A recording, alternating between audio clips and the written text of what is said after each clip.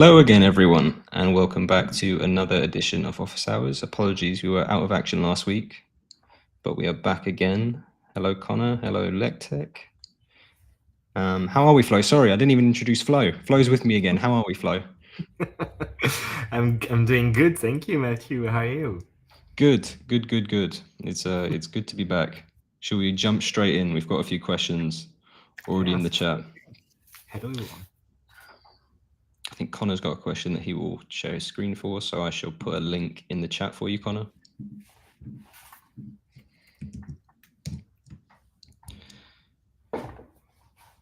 Hi, Elena. And likewise, Lectech, I think it might be best if you're able to join us in here and we can share screens and go through it, or just talk through it via chat. It might be easier.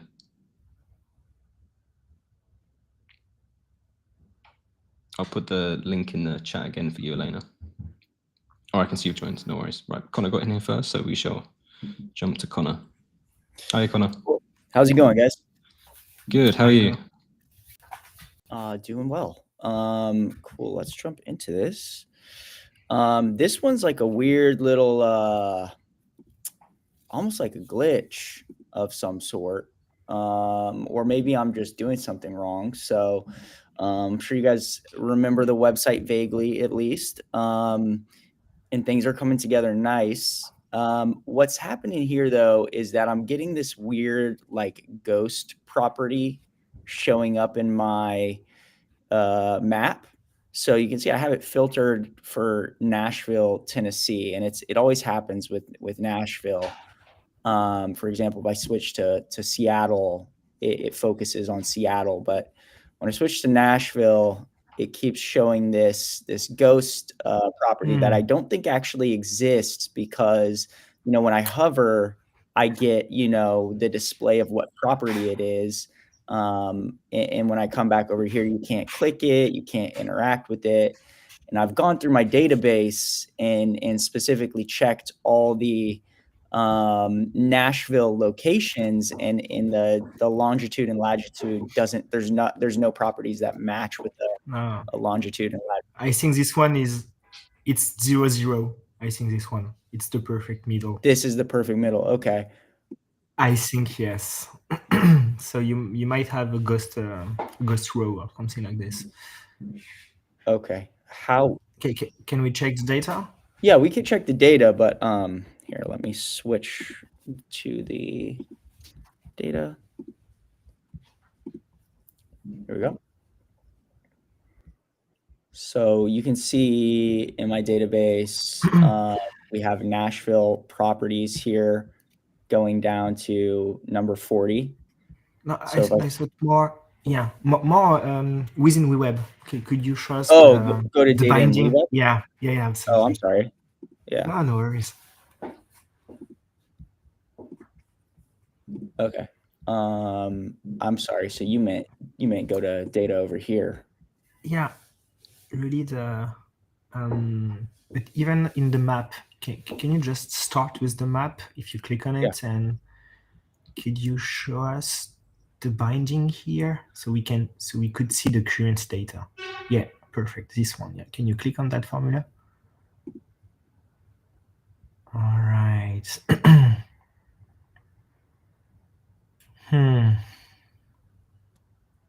So maybe it's because of the super-base filtering that is adding null value here. So I guess you have the marker, the number multiple time, H1 for the value. We can try something. Okay.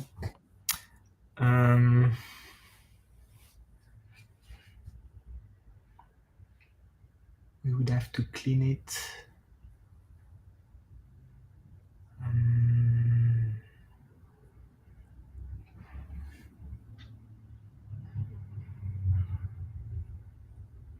Just for to make sure that's the issue.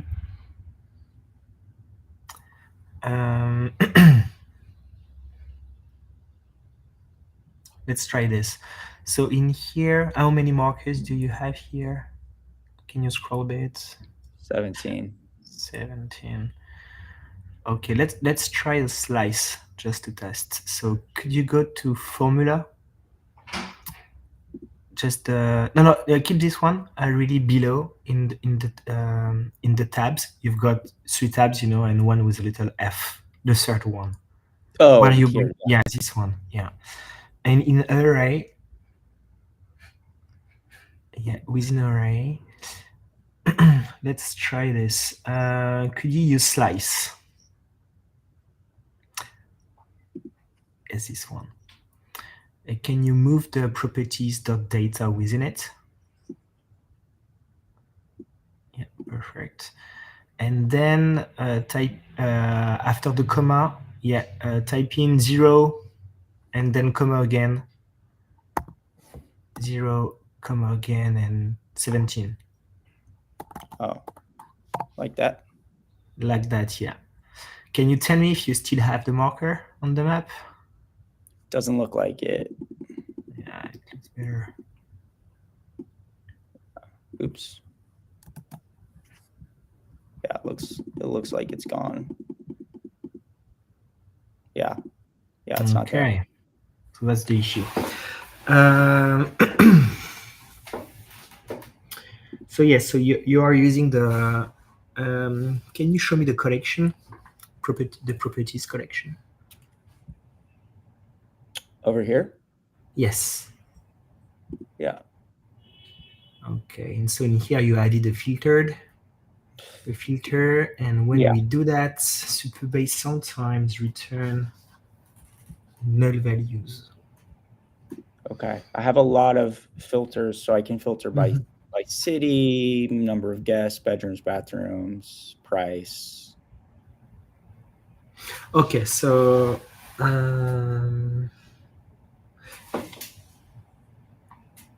and it says 24, and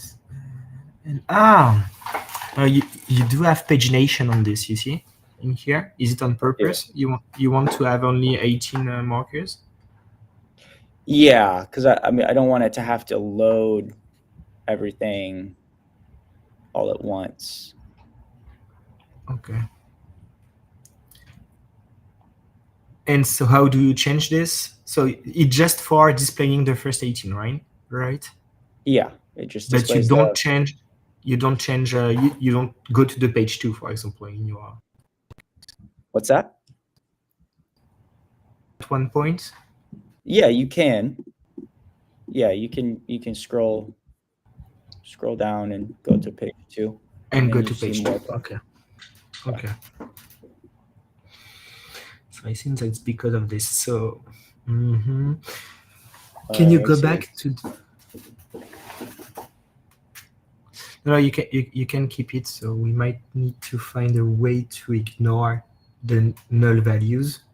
So for now, can you go back to the map binding where you bound the markers? Yes, in here.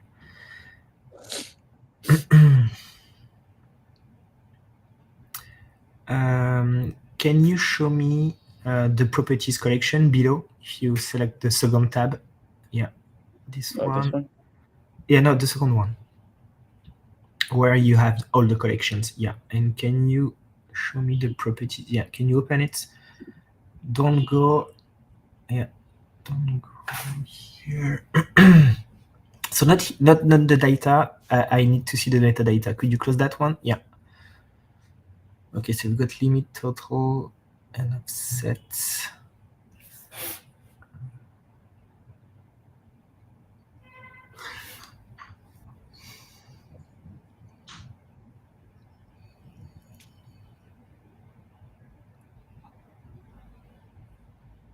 Yeah, that's fine. We can. I think we can use this. So instead of 0 in here, you see. This one? Or here? Or let's try this. Can you change 17 by the limit instead? The limit? You mean to 18? No. Below you've got limit in the metadata of your collection. If you not below. Oh, right here. Yeah. So instead of 17, yeah, perfect. Let's try this. Okay. Can you try to change page? In here, go to page 2. Yeah. Okay. And do we have the proper markers here? It looks the same. It looks like the proper markers. Okay, it looks like the proper markers? Yeah, I think so. Let's see. So this is Compact Studio. See if that shows up. Oh no. No, I think it's the ones from page 1. Yeah, I think you're right. Okay. Yeah. So can you go back? Keep it like this. Can you go back to the formula?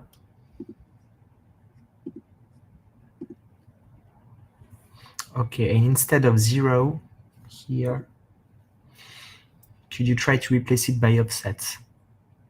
So go back to the Superbase collection. Yeah. Offset. And we definitely need to change this. And so then it's not limit. it's going to be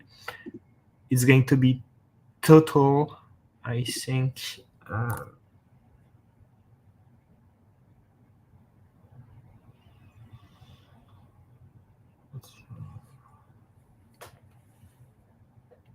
No, it's going to be, sorry, it's going to be offset plus limit. Here? No, for the other one. So basically, slice is going to take in the array, it's two indexes. So the start index and an index, and yes, that's it. And I think it's going to work. So normally you don't have to do that. But in here, I need to check with the tech team. With Superbase, when you filter, it returns a null value in the indexes. So it's a bit hidden. So it's a pain, and in here we need to do something like this to remove them because it's an issue for you. So when you repeat things, you don't see them because it's null, so you don't have them. But for those markers, it's an issue because you have a ghost marker with this. So let's try this. Can you try again in preview mode and tell me if the markers are correct? Oh no, I think. Well, hold on. I'm gonna refresh. Let me see. Oh, there it is again. Oh wait. I see. If I filter by Nashville. Oh. No, this formula is not correct. I messed up something. I'm wondering, Flo, could you potentially even use the AI to set up some kind of JavaScript formula to filter out any null values? Yeah, it's a good idea. Let's try this. Can you go back to the formula and remove the slice, keep only properties data? Just properties data? Yeah, exactly. Remove everything like it was before. And can you click edit with Web AI? Maybe do it in JavaScript. I think it would be better. Or we can try in formula. Let's try it like this. Formula? Okay. Can you ask AI just as you want? We can try formula, but I think it's better in JavaScript like this. Yeah. Can you ask AI just to remove null values? It says it's still in formula. Do you want that? Yeah, absolutely. Okay. Can you remove null values just like that? Yeah, and we might need to tell it to keep using the collection. But let's try it like this. Let's see.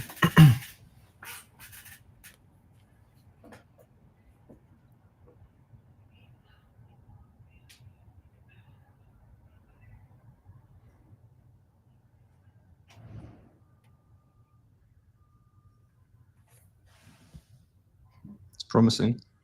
Okay. Yeah, it's promising. Let's check. Yeah. This might be it. Wait, let's refresh again.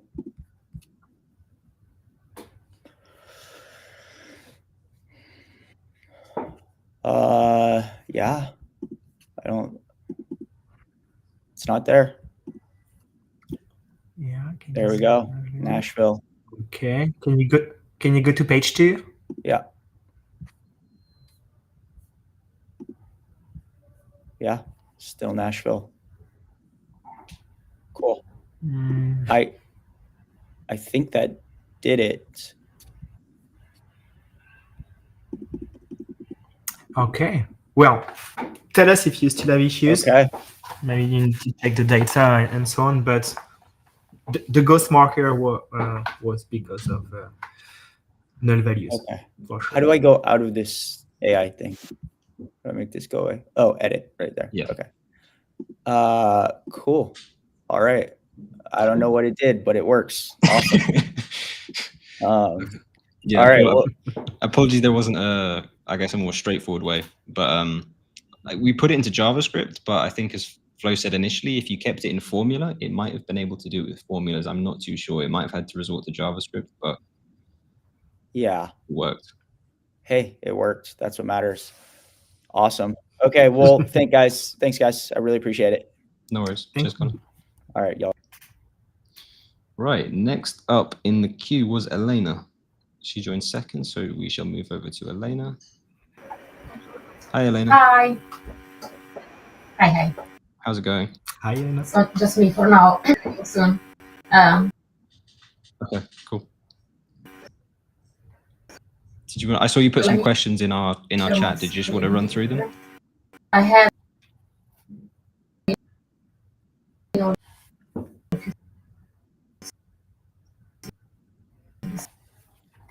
I think it's breaking up intermittently now and then, Elena.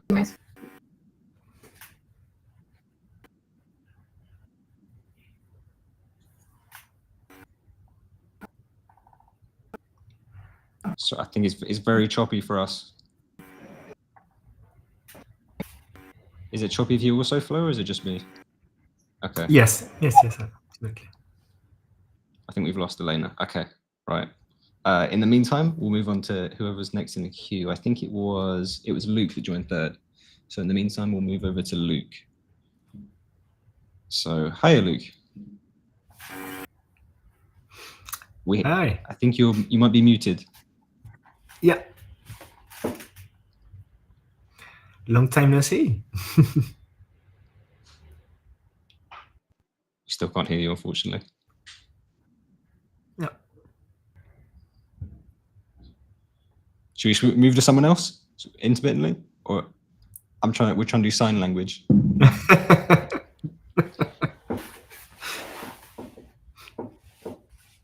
Okay, unfortunately, we can't hear you for some reason. How about now? Good, all good. Okay. Just got in. Okay, cool. Okay. Yeah, so my question, I'm trying to work with custom components. So this was copied over from the marketplace. So it was the multi-step form. So I have it pretty much works well. I did submit a bug because I do have, and maybe you can kind of help with this too, with this checkbox, not wanting to move on without it. Sometimes it does work, sometimes it doesn't. When I push to production, it does not work. So that's one tidbit. I did submit a ticket, like I said. The other one that I'm more concerned about is, as you guys can see, it's a modal, but then there's this outline of this line here, and it's really unfortunate because it just looks a bit funky. Here, I can try to show it a little bit better. So this line is right on the outside of the form compared to the content box around it. So you can kind of see, and I think it has to do with the actual custom component code, not letting me, because I've gone through every single div and every single element possible to make it so it's 100% width and everything like that. I still haven't been able to figure out what's causing it to stop here, and also have that border. I've removed every border possible and made it transparent, everything like that. So yeah, curious if you guys can help me with that. It's odd because I think this is a no-code component, right, Flo? I guess is this from the starter kit, Luke? No, this is from it's its own marketplace for looks like, oh, maybe This is what it looks like. Okay. Would you mind going on the styling for the card? So in the pencil tab on the right. Yep. Do you want me to go actually into the edit? Yeah, but yeah, what you've got open here. If you go onto the styling on the right hand side, in the editor. Sorry, the styling. Where is the styling? We're looking at your WeWeb editor right now. You're still looking at that screen. Sorry, I was looking at a different screen. I apologize for that. Okay. Yes. Sorry. Okay. Have you got some kind of code opener open? Or code editor? I had the marketplace copy. Okay. Yeah. Sorry. Yeah. In the WeWeb editor then. Okay. So we're styling. Yeah. So you scroll down. So you've got width 100%. Okay. Cool. You can just scroll to the bottom to see if there's any kind of weird positioning applied.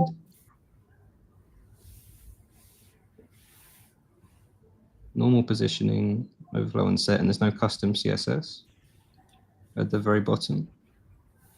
No, okay. And then, but I think it's what this is inside of. Yeah, and if you go back to the instance, so if you, at the very top, yeah. And then this content div that it's inside of, if you click onto the content div, and then scroll upwards.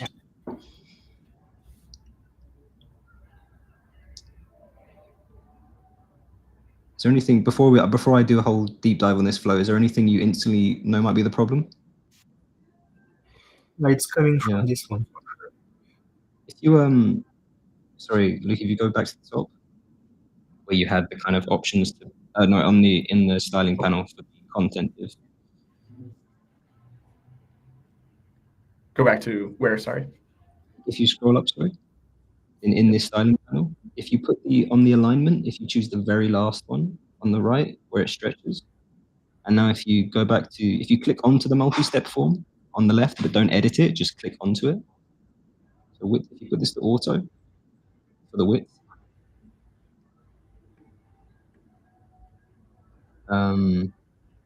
now actually I just realized we went through the styling on the multi-step inside the component, but this is outside of it. So just double check if you could scroll to the very top of this panel on the styling and then scroll to the bottom just to make sure there's nothing weird applied.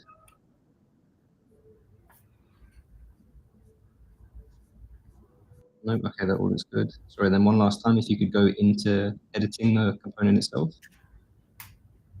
And then for the styling, if you put the width to auto.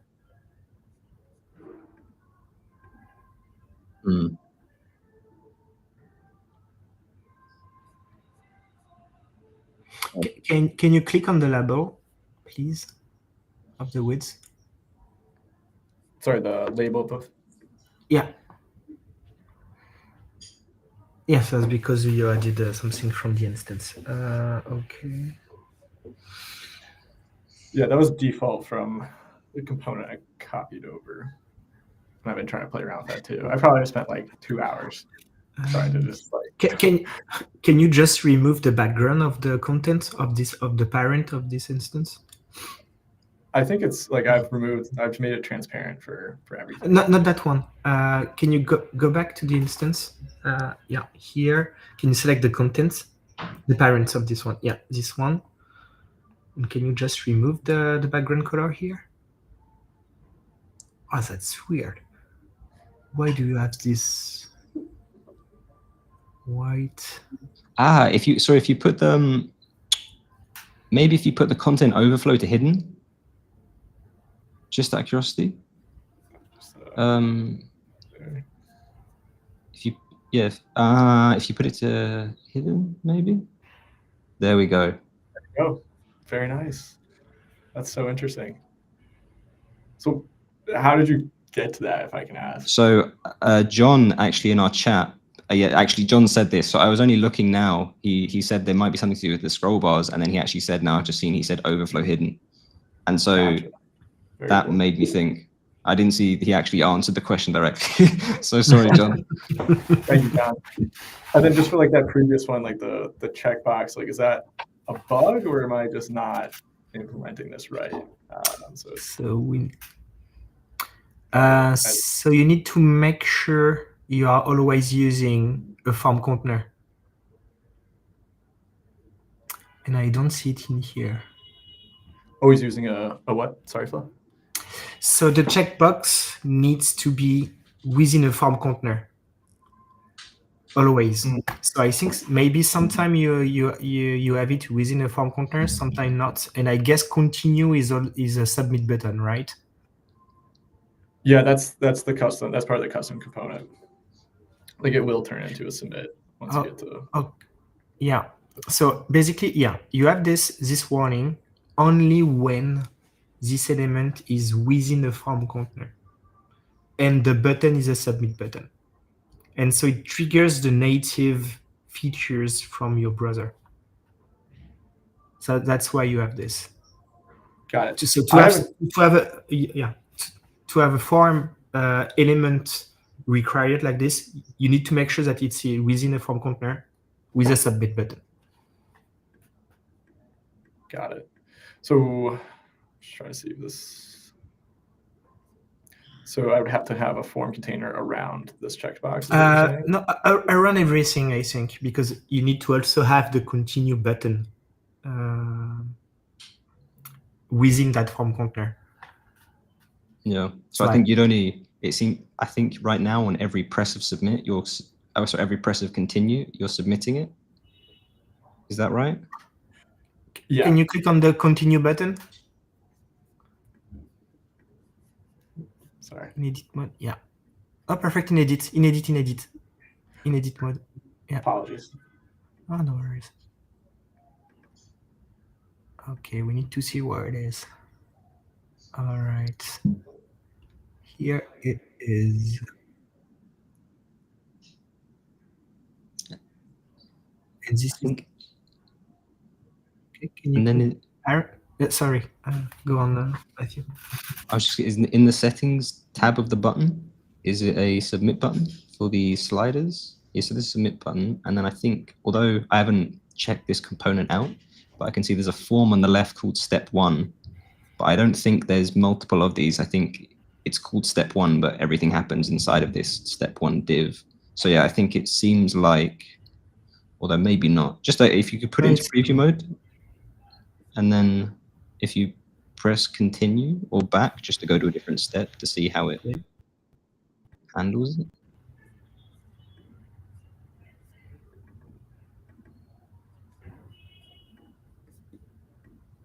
Yeah, yeah, we need to see step 2. Then is it the one? Is it step 2? I think this is step 1. Yeah, is step 1? But step 1 is working, right? You need to click on the checkbox to make it When work. I push it to production, it still doesn't work. It doesn't work in production.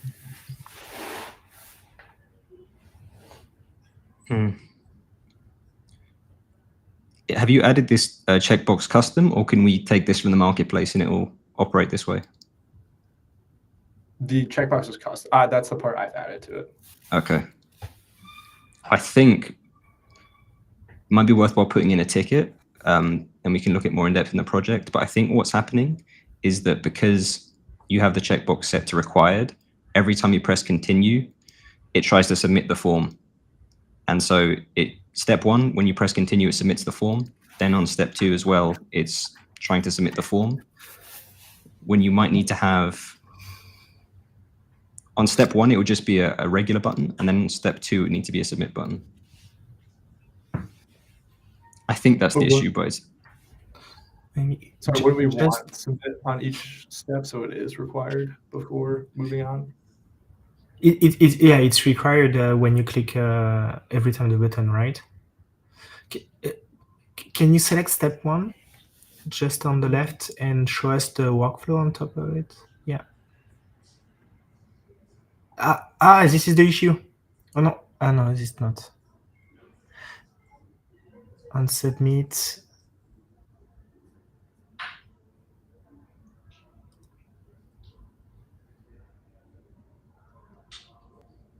Do you want to see what the event is? So it just triggers an event.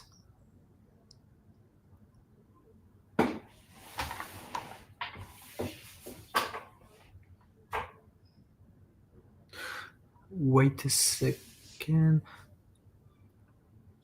So when it's 1, you are actually on step 2, right? I think so. I Yeah, think yeah. it's weird that that's named step 1. I think there is just that one, and then it kind of changes based off of the active step variable. Just changes like the Dropbox basically, and then that back and continue button or submit on the third step. Oh, it's done the right way. It should work.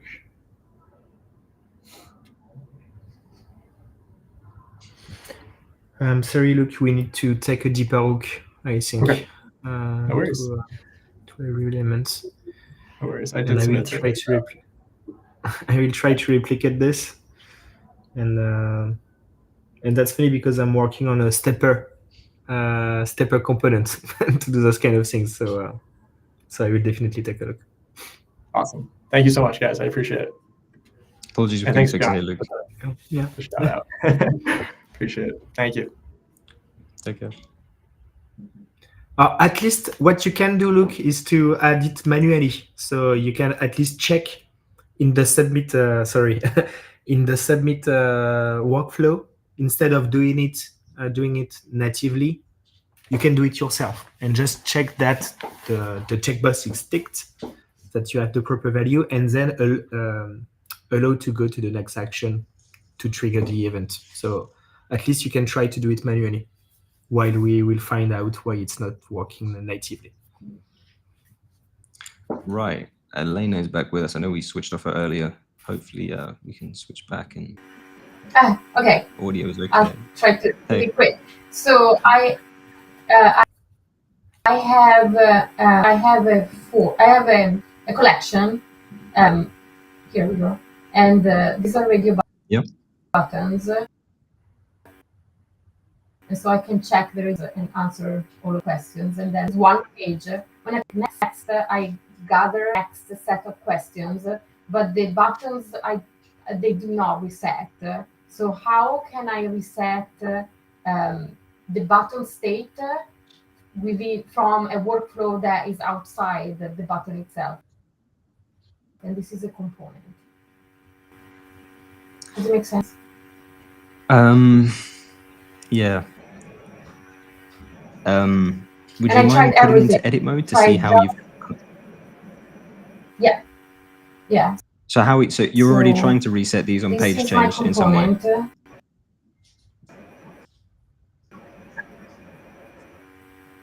I tried everything. I tried using JavaScript.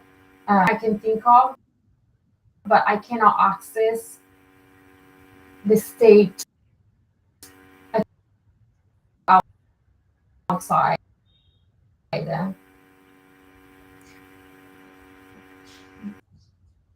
Have you tried to so have you tried it via inside of a workflow? So in the component, have you added a workflow and something along the lines that resets it and then exposed it to the outside?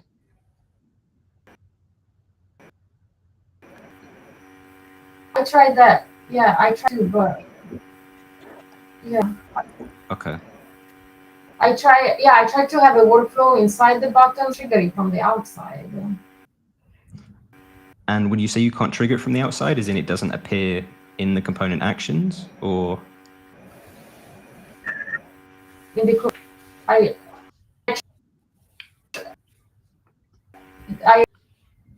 have my here. I have my library. Yeah. Hold on.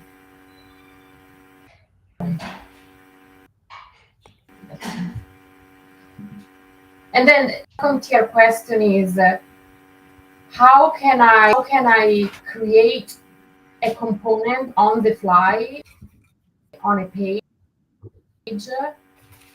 by triggering, and I'll show you again. So I'm gonna have to work on a screen where Okay.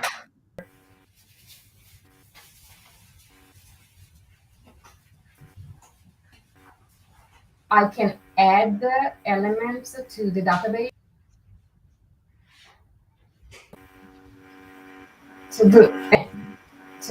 And I feel like those are I'm trying to manipulate a component from the outside. And one is creating it and one is changing status.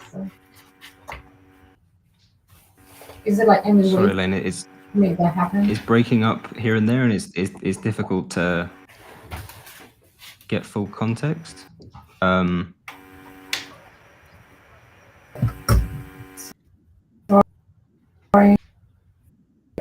I'm working it. Sorry, I'm really sorry, Lynn. I think we might have to go on to the next one just because the connection is so choppy. I'm really sorry. I hope. Yes, please. It's so intermittent that it's very difficult to get the whole question and go through it. So I'm really sorry.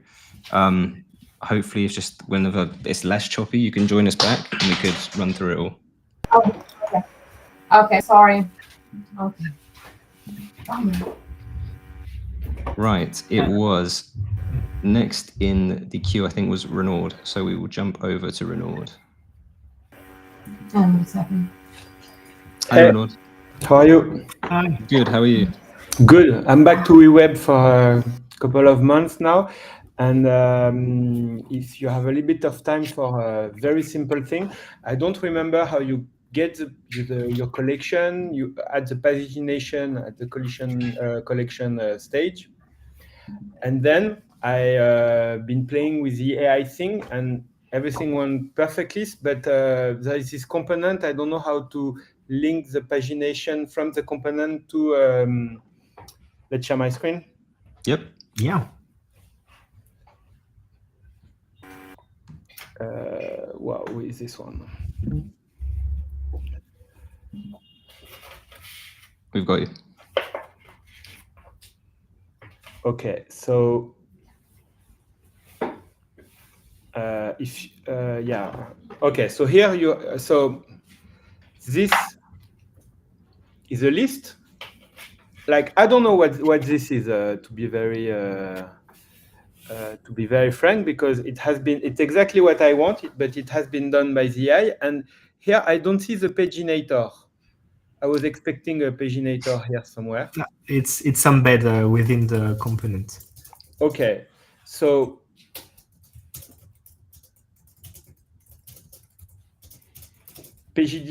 shall I say yes here, or because I did it at the collection, I need to know off here? Yeah, absolutely. Yes. Yeah, if you did it on the collection side, then you need to toggle off the pagination on the, yeah, absolutely. So, but now it does not appear anymore. Yeah, absolutely. So if you want to do it manually, you need to add the paginator yourself. So yeah, I mean, I don't care if it's manually or not, but if I've done it, this one is only for if you don't do it at the collection level, right?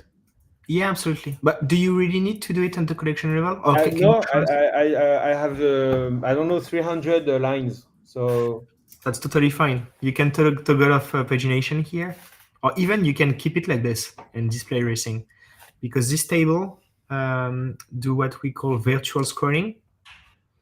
So if you have a fixed height, basically your browser will load only rows that appears on your screen. So you can have 300 rows in here. So you recommend me to, because I'm using this so one thing is, what is it? How do I know what is it? How do I know, if I want to look on the documentation? We are writing it. What? This one is coming. We are writing a documentation on the data grid because we are going to release a major update on this component this week. So you're gonna have new things, and the documentation is coming. So that's why, because this one is really new, that's why we don't have the documentation yet. But this is coming. But still here, how do I know? How do you call this component? A data grid. And how do I know, given it's the AI that built this for me, how do I know this is a data grid? Where do I know this name? It's going to be on the setting tab. It's not yet here, but indeed it's not written. Okay. So, but thank you. So now, what do you recommend me as a very simple step to remove? I it? think, yeah, you can remove the pagination on your collection. Can you? Yeah. Okay, it's the Superbase one. You can remove it, I think. So it's Here. on the in here. You can toggle it off, and I think it's going to work perfectly. So what do I need to do? I go back here, and now Yeah. I'll say yes here this time. If you wish to have the pagination, yes, or you can keep just the scrolling. It will work too. You can try it like this, and you'll see you're gonna have the. Yeah, but I don't understand. So let's try it. But yeah. Oh, so it go infinitely. Yes. Yeah, I think I like the. Okay, thank you. The pagination. If you prefer to have the pagination, you can toggle it on the component. Yeah. In here, and you scroll here. Yeah. And you can try this one, and this should work. And here, do I need a workflow? Nope. Perfect. Why I don't need a workflow? Because it's what we call an opinionated component. So we added a lot of ready-made internal workflows within that one. Okay, very good. And it seems that you know your component quite well. If the selection is not working yet, but if I use the filters, do you think I will be able to use the pagination only on what has been filtered?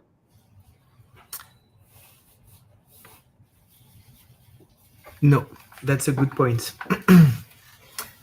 That's a good point, but if you do that, you just have to update the collection.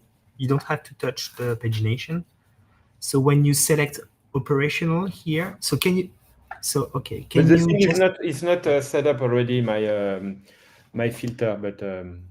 Okay, so I think this filter should be in the query configuration of your collection. So done on the backend side. You should not filter on the front-end side for this one. I think it would be much more better for you. So we can do it quickly. Oh, can you hear me? Yeah. Do you have just 2 minutes to help me for the? Yeah, absolutely. Let's do it. Let's do it. So can you select operational? Just I'll go back to the data, input, right? So let me. I just need the name of the filter. So can you just? Yeah. Can you click preview at the top? Go to the edit mode. Yeah. Can you select it? The filter. Yeah. So it's status filter. Okay, perfect. So now you need to go to your collection. Yes. So click on the create configuration. Okay, and you see in here you've got filter. You see it just below pagination. Yeah. Now you need to add a condition. Could you tell me a little bit before for make sure for me to understand what are we going to do? How do we link the filter on the front with the filter on the pagination on the collection? So in here, so this is a query configuration. So basically, you are asking Superbase some data. So right now you are loading all the table. Okay. Yeah. When you are going to set up a filter, when you are going to ask Superbase the data, you are going to ask with the filter. So for example, in here, with the status operational. So I suppose in here you have a column called status or something like this. Okay, perfect. And so the filter is going to be done on the backend side. Superbase is going to return only this. So in here you need to select an operator. So Ooh. And yeah, so status on Superbase side, I think is an object, right? It's a JSON or something like this. So let's check here if I want to know this answer, right? Yeah, absolutely. Can I filter here? No.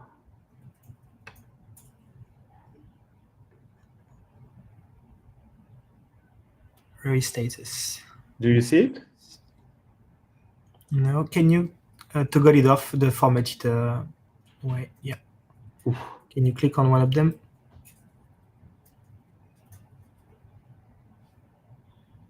It might be okay. I got it. I think it's on a linked. No, it should not. It should be here. Status here. And it's null. Okay. And then I can change.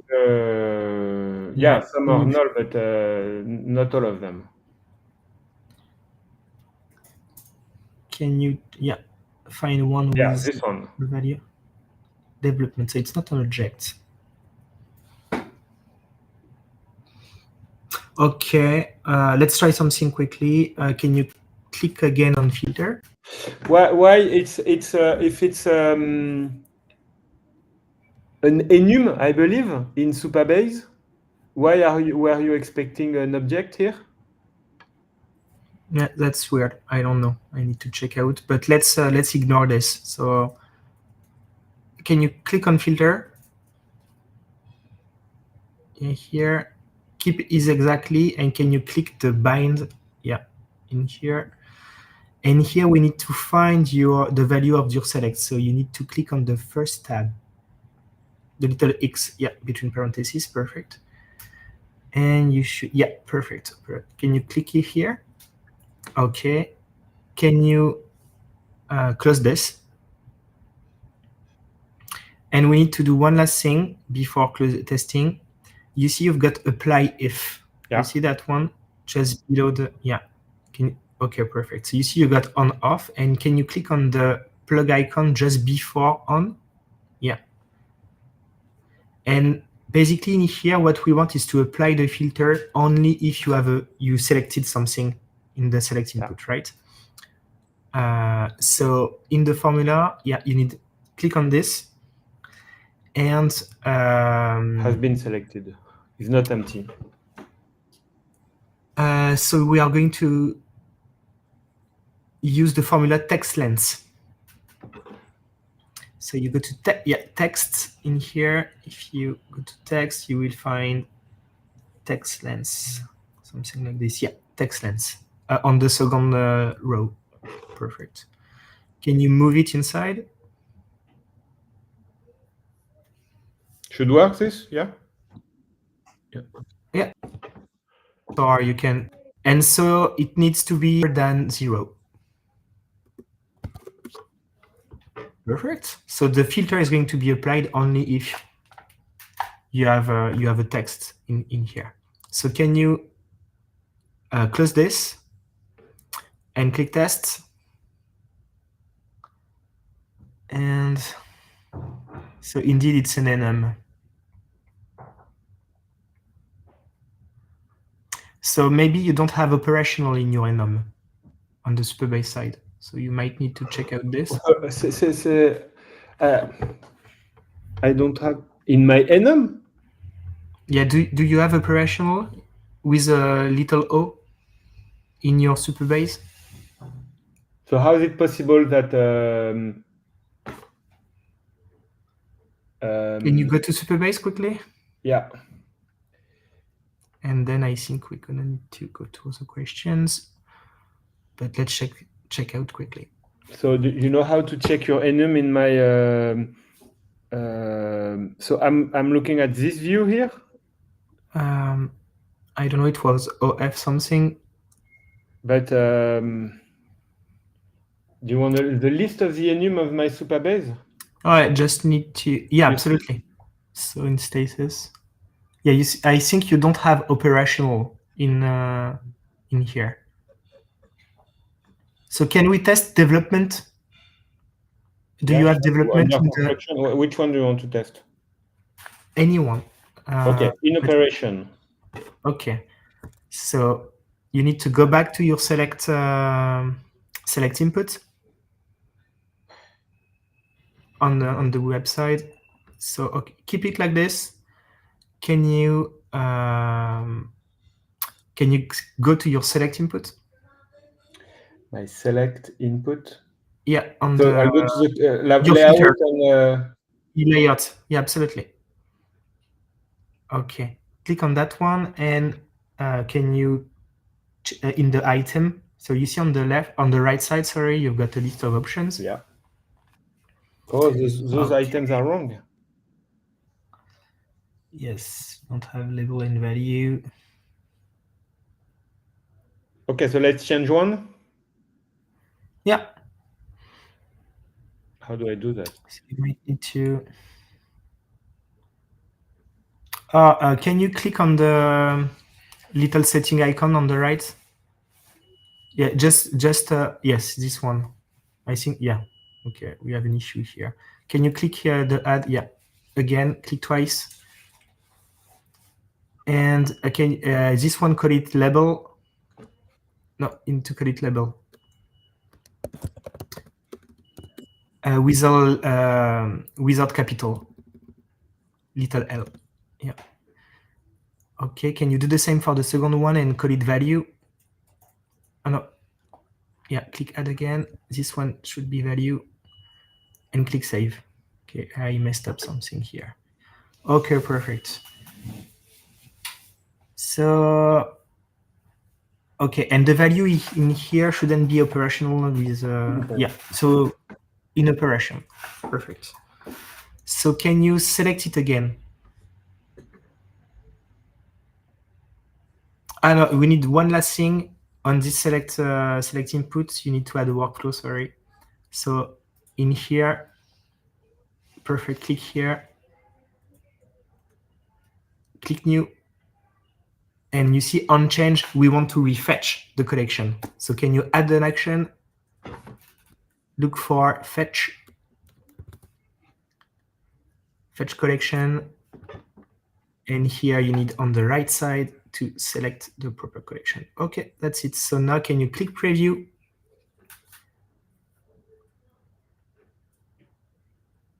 And you need to click, yeah. Very good. Okay. Thank you very much. And I was not expecting to go back to Supabase right now. So you just confirm I need to set up all the labels for each of the enum, Yes. right? Absolutely. Excellent. Super. Super. Gracias. Right. Thank you, Renoi. You're welcome. Right. Okay. I think we have time for one more, maybe two, if we can fit it in. But I know everyone in here has probably been waiting a while now. So next in the queue was John. Hello, John. Hey, what's up, y'all? Good. How are you? Doing all right. All right, I'll try to make this quick so we can squeeze in more. So what I've been trying to do is the use case is a user receives an email with a link to a detailed page for a specific offer. Well, that offer page is actually a modal. And so I'm going to open the app, trigger the modal, and I've got all that working. I'll show you that in a quick second. But what I'm trying to figure out is if they're not authenticated, they click the URL, they go to the page redirects to the sign-in page, they go through the one-time password flow, and then how do I get them back to that page? So I'll share.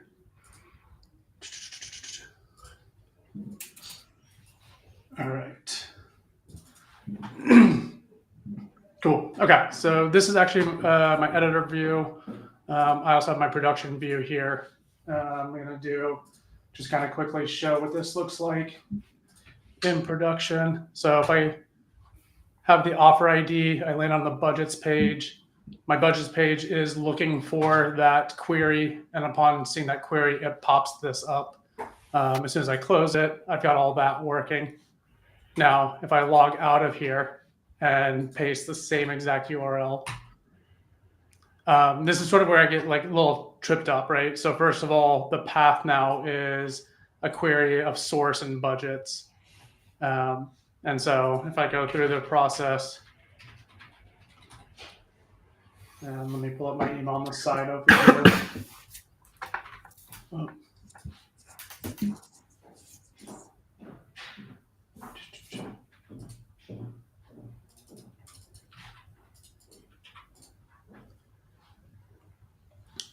And so I think I've actually designed it this way right now because I was rolling, like basically tearing some of the stuff out. But if I look at this page, right? So where's my page workflows? So right now, If you're not authenticated, then pass through here. And you can see here, I've played with a couple of different things. I've tried to take the path. I've tried to take the queries. I've tried to take the path plus queries and pass that in. Lately, I've been just trying with the page ID, because what I can't seem to figure out is what is the right value if we come to the verify page. Let's close this. So where I'm doing all my code or all my logic is right in here. So I've stripped it out, but ultimately I had sort of an if-then statement here that if there was a redirect, whether it was the redirect ID, whether it was redirect path plus queries, kind of play with them all. But ultimately, I was working on this, and so in a world where I had path, I switched over to this and entered that path here, and then trying to do the queries. I've done page. I'm trying to do like the page ID. So, you know, the way it's currently set up right now would have been redirect page, assuming that this is a redirect, a page ID. Mhm. None of this seems to be working in production. I've gotten it to work when I hard code, you know, goes directly to the budgets page. But ultimately, like, this should be flexible enough to basically say whatever the URL is that they were trying to go to before we authenticated them, let's send them back to that. And I just don't know like what the right settings are. So I'll pause there. So how I've got this, Flo might be able to give more guidance on the paths and queries. How I've got this to work in the past is I would actually save something into a variable that saves the local storage. Yep. And then set up the logic based on that, because it's one of those nuances of the editor, the dealing with paths and queries. It can be a bit different between production and the editor, which can make it a bit tricky, and you have to do a lot of debugging. So I found if that's a suitable option based on your use case, it might be easier to just save something into a variable that goes to local storage and set up the logic based on that. So I guess let me kind of walk through it really quick. Budgets, trigger page workflow.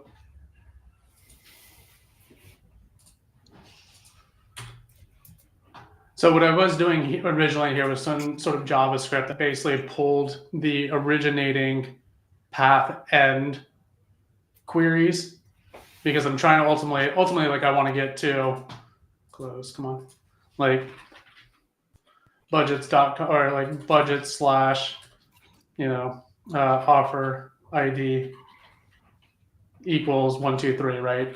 So ultimately, like what I'm trying to do is take this value and store that in local storage. I'm okay doing that.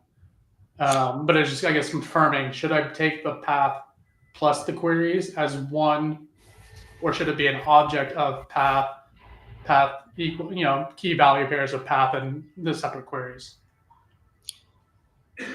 I mean, I guess it's one of those things. It's up to you, to be honest. You could do it that way. In my mind, what would probably be easiest is like you have it. You could just, let's say you could have a variable called path redirect. There's a text variable that saves the local storage.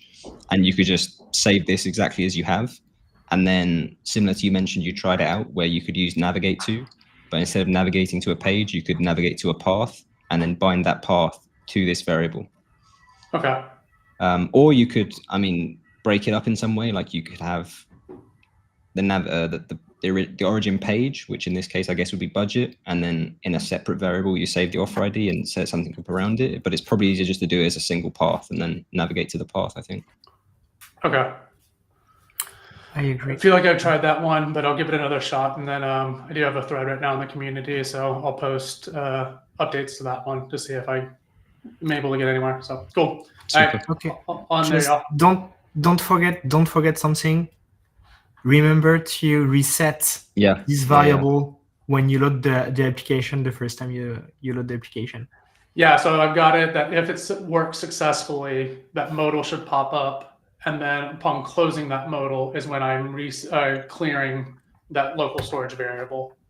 That works too. Okay. Okay. You just need to make sure to reset that variable at one moment. That's really important. Cool. All right, y'all. Thanks a lot. All right. Cheers. Cheers. Right, unfortunately, that's us for time. I know there's still a couple of people that have been waiting, and I'm really sorry we couldn't get to everyone. It's been super busy this week. Very quickly, Flo, I don't know if you wanted to give a brief mention of the data grid updates that are coming, because I know we briefly touched on it while we were walking through a question earlier, and I know we've had a few questions in the chat, so I don't know if you wanted to just briefly mention. Yeah, absolutely. So at first we were ready to release an update with, so first custom display value. So if you are using auto or text column type, for example, in the data grid, now you can, now what's coming is that you can toggle on display value and then bind to something. So you're going to be able to add some logic when you bind, and not just to have to provide a key, a path. Basically, another thing is the frozen columns, so what we call pin. So you're going to be able to pin columns on the left or the right, multiple columns also. So when you scroll horizontally, you know, the column stays here, and then you can keep scrolling. Then you're going to be able to use flex width, also auto height. So auto height, be careful with this, because if you load 15,000 rows, your browser may crash because it won't use virtual scrolling like we saw just before with Renault. And so those features were ready, but we took the time to try again to have a custom column type, and this is the great news. So I think we found a solution. So we are keep testing it currently, and we are almost done, I think. So the great news is that you're going to be able to select a new column type, and there you're going to be able to drag anything. So drag and drop any elements, or drag and drop any component within that column, and then select it and bind to the context of your row. And then it's going to work like any other column type. You're going to be able to load thousands of rows. So I'm really pretty excited with this release.